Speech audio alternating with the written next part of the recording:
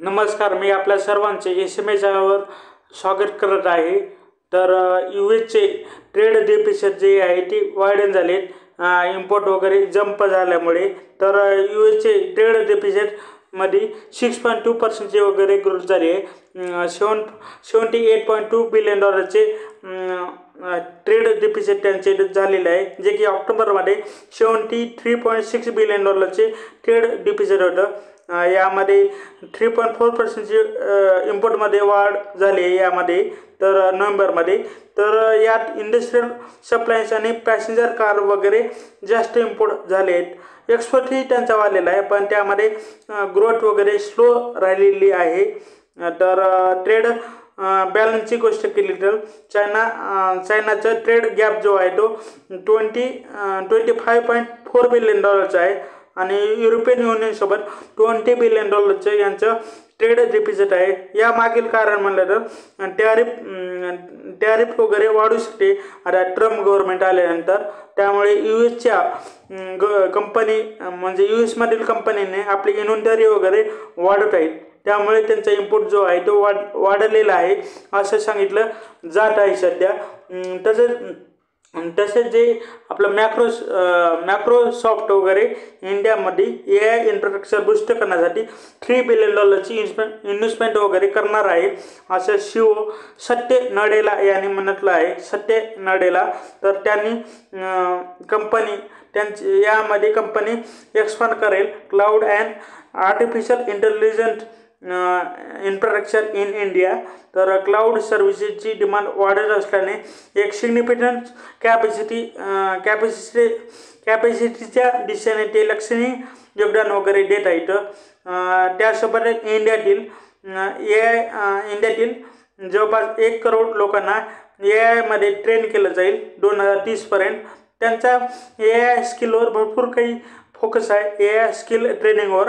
तर ही इन्व्हेस्टमेंट वगैरे करण्याचा अर्थ फक्त भारताचाच विस्तार न करता भारतामध्ये तर त्यांचे जे US मार्केट आहे, US मार्केटमध्येही आपलं एक्सपांड करत भारतामध्येही एक्सपांड करत ते ग्लोबल टेक्नॉलॉजी जी आहे त्यांची ते वाढवण्याचा प्रयत्न करत आहेत असं म्हणतलं जात आहे. त्याच्यात पुढे म्हणजे जर इंडियाची जी GDP ग्रोथ आहे ती 4 वर्षाच्या लोला असणार आहे 6.4%ने असं गव्हर्नमेंटना वाटत आहे. तर FY25 6.4% GDP ग्रोथ असू शकते अशी लक्षणीय घट आहे यामध्ये. तर FY24 8.2% ग्रोथ वगैरे होती आणि RBIचे एस्टिमेट 6.6% ग्रोथ राहण्याचं होतं. आणि ही ग्रोथ जी आहे ती NSO यांनी सांगितले आहे, म्हणजे नॅशनल स्टॅटिस्टिकल ऑफिसने वगैरे हे सांगितलेलं आहे. तर आता त्यांनी वगैरे स्लो GDP ग्रोथ वगैरे एक्सपेक्ट वगैरे करत आहेत. 6.4% ग्रोथ त्यांनी सांगितलेली आहे. आणि रिअल क्रॉस व्हॅल्यू ॲडेडमध्ये 6.4% वगैरे एक्सपांड होईल असं त्यांचे एक्सपेक्टेशन आहे. जे की FY24 7.2% ग्रोथ होती. तर नॉर्मल ग्रॉस व्हॅल्यू ॲडेडमध्ये 9.3% वगैरे ग्रोथ येऊ शकते, जी की प्रिव्हियस इयरमध्ये 8.5% ग्रोथ होती. आता युनियन बजेट येणार आहे त्यामुळे ही ॲडव्हान्स GDP एस्टिमेट जी आहे ती इम्पॉर्टंट असतात. यापूर्वी Q2 5.4% GDP ग्रोथ आली होती. त्यामुळे RBIने आपले फोरकास्ट जे आहे ते कमी केलं होतं, कारण की ती मॅन्युफॅक्चरिंगला काही तीव्रतेचा येण्याचा अंदाज होता. तसेच इंडियन गव्हर्नमेंटची स्पेंडिंग ही कमी राहिली होती इलेक्शनमुळे. तर त्याचा परिणाम झालेला आहे. आता त्याने परत मॅन्युफॅक्चरिंग ग्रोथ एस्टिमेट जे आहे ते ड्रॉप केले 9.9 वरून 5.3% त्यांनी केलेलं आहे. जे की GDP जास्त कॉन्ट्रीब्यूट करतात, जसं की trade in hotels, financial services, and retail आपलं रिअली इस्टेटमध्येही स्लो वगैरे ग्रोथ राहू शकते मॅन्युफॅक्चरिंग सोबतच, असं त्यांनी म्हटलेलं आहे. त्याच्यात पुढील म्हणलं बँक आपलं FY26मध्ये बँकेची प्रॉफिटेबिलिटी कमी होण्याची शक्यता आहे असं इंडिया रेटिंगचं म्हणणं आहे. त्यांनी म्हटलं आहे.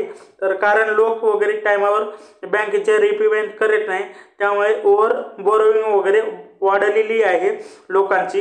तर पूर्वी अनसिक्युर्ड लेंडिंग वगैरे वाढली होती, त्यामुळेच बँकेची अनपेड लोन जे आहेत ते वाढले आहेत. त्यामुळे रिक्सवाले आहेत बोर्डाने आता प्रोव्हिजनही वाढवले आहेत, स्पेशली मॅक्रो फायनान्समध्ये. तर ही रिक्स का वाढली आहे, तर रिटेल सेगमेंटमध्ये ज्यामध्ये की पर्सनल लोन, क्रेडिट कार्ड आणि इवन मॅक्रो फायनान्सही त्यामध्ये येतं.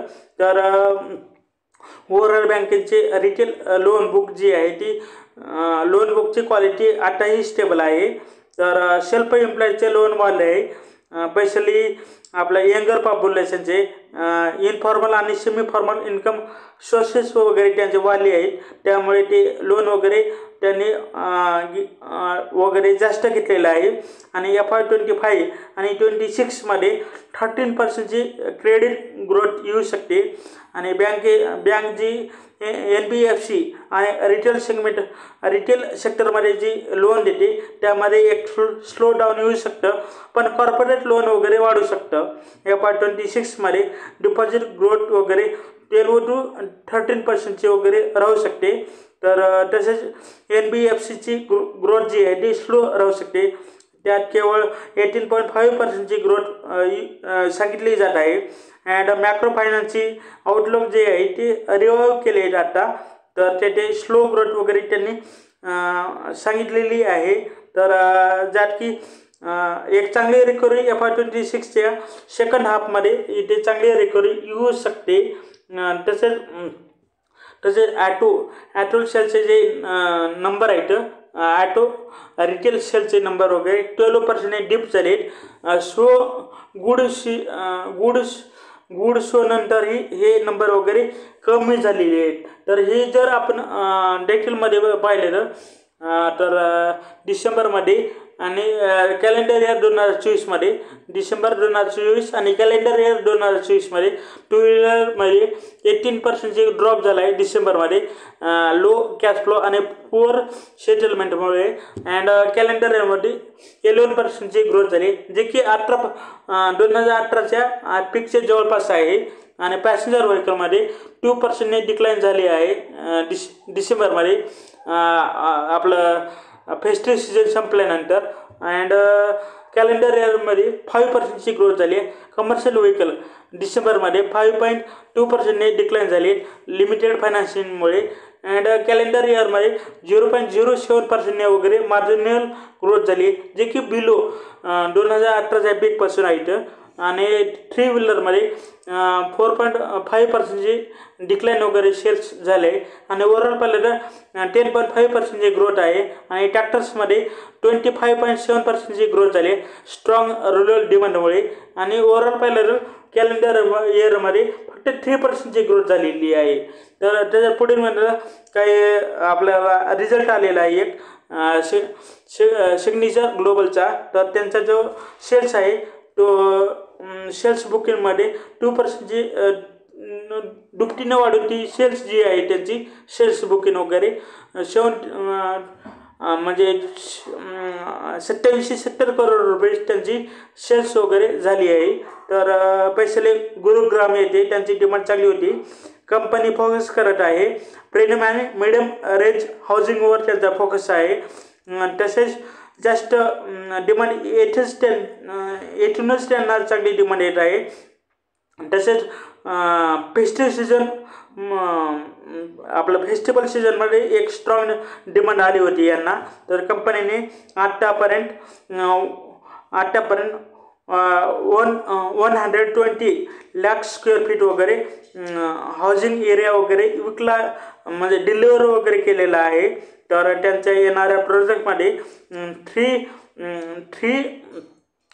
350 लाख स्क्वेअर फीटचा क्षेत्रफळ जे आहे ती विक्री योग्य वगैरे आहे असं सांगितलं जात आहे। तर पुढील म्हणजे कल्याण ज्वेलर्सने त्यांचा जो रेव्हेन्यू आहे तो 39% वगैरे ग्रो होऊ शकतो Q3 मध्ये।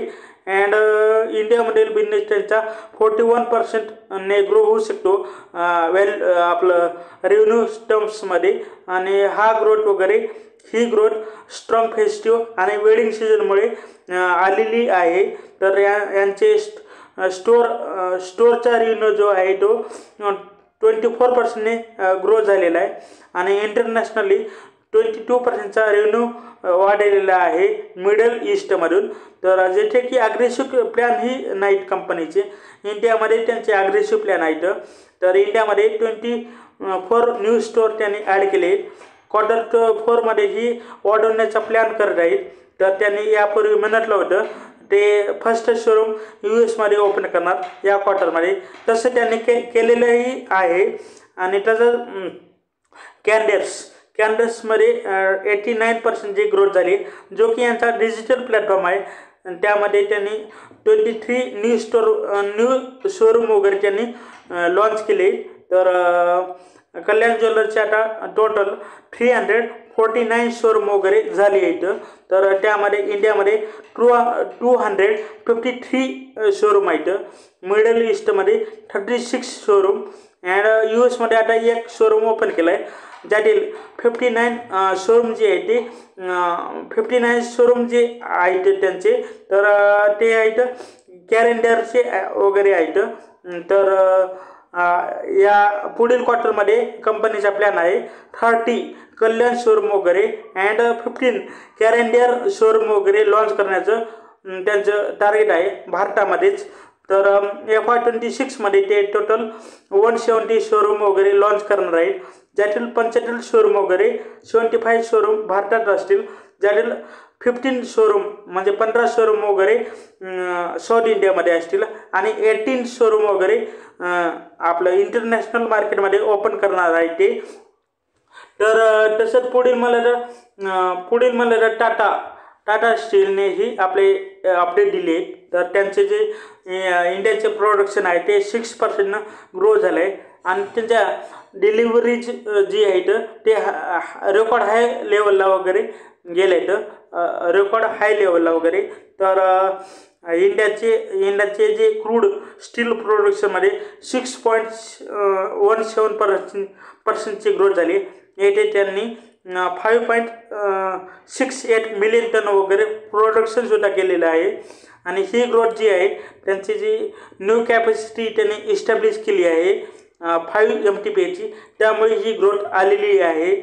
व इंडियामध्ये 5.29 मिलियन स्टील वगैरे डिलिव्हर त्यांनी केलं आहे या क्वार्टरमध्ये आणि येथे 8.4% ग्रोथ वगैरे त्यांनी दाखवली आहे। ही ग्रोथ वगैरे स्ट्रॉंग डोमेस्टिक सेल्स आणि स्ट्रॅटेजिक एक्सपोर्टमधील पुढाकारामुळे झाली आहे। तर येथे व्हर्टिकलची गोष्ट केली तर आपलं ॲटोमॅटिव्ह आणि स्पेशल प्रोडक्ट डिलिव्हरीजमध्ये 3% वगैरे वाढ झाली आहे व ब्रँडेड प्रोडक्ट्स अँड रिटेल्स डिलिव्हरीजमध्ये 6% ग्रोथ झाली आहे। अँड आपलं industrial production and project deliver जे आहेत ते स्थिर आहेत यांचे आणि व्हॅल्यू ॲडेड सेगमेंटमध्ये डबल डिजिट ग्रोथ वगैरे दिसली आहे। आणि टाटा स्टील एशियाना जो की यांचा ई-कॉमर्स प्लॅटफॉर्म आहे तिथे 37% एक चांगली ग्रोथ कंपनीने दाखवली आहे इयर ऑन इयर बेसिस। तर टाटा स्टीलचे जे की आपलं नेदरलँड लिक्विडिटी या क्वार्टरमध्ये 7.6 मिलियन टन्सने प्रोडक्शन वगैरे त्यांचं झालेलं आहे येथे। तर डिलिव्हरी पाहिलं तर डिलिव्हरीज 1.53 मॅट्रिक म्हणजे मिलियन टन वगैरे मॅट्रिक टन त्यांनी केलेलं आहे येथे इयर ऑन इयर 16% ग्रोथ झाली 16 तर व टाटा स्टीलचे जे UK मधील प्रोडक्शन आहे ते 0 आहे. त्यांचा जो ब्लास्ट झाला होता त्यांच्या प्लॅन्टमध्ये ते झाल्यानंतर त्यांनी क्लोज केलं होतं ते प्लॅन्ट वगैरे क्लोज वगैरे, त्यामुळे त्यांची डिलिव्हरी जी आहे तीही ड्रॉप झालेली आहे आता. तर ती पुन्हा सप्लाय चेन त्यांना स्टेबल करण्यासाठी ते प्रयत्नसुद्धा करत आहे. त्यामुळे ते पुन्हा कंटिन्यू कस्टमरला वगैरे सर्विस वगैरे देऊ शकतात. तर तसंच पुढील म्हणलं तर शोभा, तर शोभानेही आपले ऑपरेशनल अपडेट वगैरे दिले आहेत Q3चे. तर शोभाने ते 13.88 बिलियन डॉलरची सेल्स व्हॅल्यू रेकॉर्ड केली आहे आणि 1.01 मिलियन स्क्वेअर फीट चा न्यू एरिया वगैरे त्यांनी विकला आहे. आणि ॲव्हरेजली पाहिलं तर 13,663 प्रति स्क्वेअर फीटने अशी जागा त्यांनी विकली आहे. तर शेअर्समध्ये त्यांची क्वार्टर ऑन क्वार्टर 17.8% वगैरे ग्रोथ आहे आणि ॲव्हरेज रिअलायझेशन ही आलेलं आहे, ज्यामध्ये त्यांचे जे प्रोजेक्ट आहेत त्यांच्या प्रोजेक्टच्या प्राइजेस वगैरे हायर त्यांनी केलेले आहेत. त्यामुळे इथं चांगली ग्रोथ वगैरे रिअलायझेशनमध्येही झालेली आहे. तर व बेंगलोरमध्ये त्यांची 10%ची रेकॉर्ड सेल ग्रोथ वगैरे झाली आहे, जे की 72.2% कंट्रीब्यूट करतं टोटल सेल्स व्हॅल्यूमध्ये. तर त्यामध्ये सेल्स व्हॅल्यू जी आहे त्यांनीही आपल्याला 64.5%ची ग्रोथ त्यांनी रजिस्टर केली. तर त्यांची यांचाही सेल्स जो आहे तो गुरुग्राम येथे इम्प्रूव्ह झालेला आहे, जो की टोटल सेलमध्ये 10.3% वगैरे कंट्रीब्यूट करतो. पुण्यामध्येही यांची चांगली ग्रोथ झाली. तेथे आता शोभा निराशा टावर जो आहे तो आता लवकर कंप्लीट होणार आहे. तर त्यामुळे यांना एक चांगली ग्रोथ येऊ शकते. तसेच तमिळनाडूमध्ये 79.4%ची ग्रोथ वगैरे तमिळनाडूने दाखवलं आहे सेल्स व्हॅल्यूमध्ये. आणि केरला अँड हैदराबादमध्ये यांचा परफॉर्मन्स वगैरे स्थिर राहत आहे गेल्या 9 महिन्यापासून. तर शेवटी आपल्या व्हिडिओला लाईक आणि चॅनलला सबस्क्राईब करा. ही विनंती. हा व्हिडिओ पाहिल्याबद्दल धन्यवाद. थँक्यू.